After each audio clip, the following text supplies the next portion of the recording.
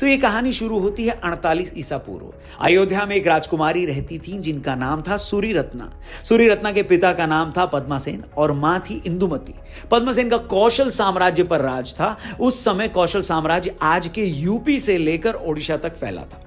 एक दिन पद्मासेन को सपना आया कि उनकी बेटी का विवाह कोरिया के राजा किम सोरो से हो गया। अपने इसी सपने की मर्यादा रखते हुए पद्मासेन ने अपनी बेटी सूरी रत्ना को पूरे लाव लश्कर के साथ समुद्र के रास्ते कोरिया भेज दिया। 2 महीने की लंबी यात्रा के बाद रानी सूरी रत्ना कोरिया के ग्योंगसांग राज्य के किमहे शहर पहुंच गई। जिस दौरान सूरी रत्ना कोरिया की समुद्री यात्रा पर निकली थी, उसी दौरान कोरिया में राजा किम सोरो पर शादी के लिए दबाव पड़ रहा था। लोग प्रेशर बना रहे थे। उनके दरबारी लगातार उन्हें यह सलाह दे रहे थे कि वो अपने राज्य की किसी कुंवारी लड़की से विवाह कर ले, मगर किम सोरो का मानना था कि उनकी शादी स्वर्ग से तय की जाएगी।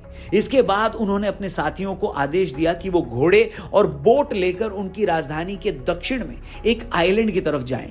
सोरो से आदेश मिलने के बाद उन लोगों ने वही किया। वहां पहुंचकर उन्होंने देखा कि उनकी तरफ एक जहाज आ रहा है। उन्होंने फौरन इसकी जानकारी राजा को दी। इसके बाद सोरो ने राज्य के कुछ और वरिष्ठ अधिकारियों को वहां भेजकर उन लोगों को दरबार में लाने के लिए भेजा, मगर रानी सूरी रत्ना ने यह कहते हुए उनके साथ जाने से इनकार कर दिया कि वो अनजान लोगों के साथ कहीं नहीं जा सकती।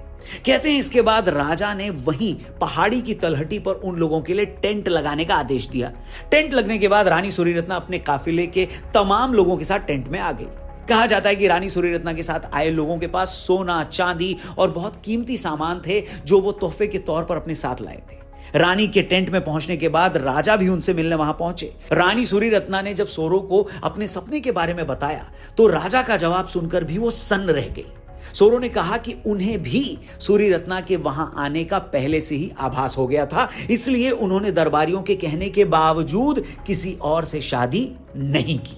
इसके बाद रानी सूरी रत्ना के साथ आए बहुत सारे लोग जब वापस जाने लगे तो राजा सोरो ने उन्हें बहुत महंगे महंगे तोहफे दिए। रानी के साथ आए बाकी लोग तो वहां से चले गए, मगर उनके 2 सेवक और उनकी बीवियों को राजा सोरो ने अपने महल के पास अलग घर दे दिए। राजा सोरो से शादी के बाद रानी सूरी रत्ना को हियो होंग ओक नाम दिया गया। शादी के बाद रानी सूरी रत्ना ने सोरो से कहा कि वो अपने 2 बच्चों को अपना सरनेम देना चाहती। कहा जाता है कि महारानी हियो होंग ओक और राजा किम सोरो के कुल 12 बच्चे हुए।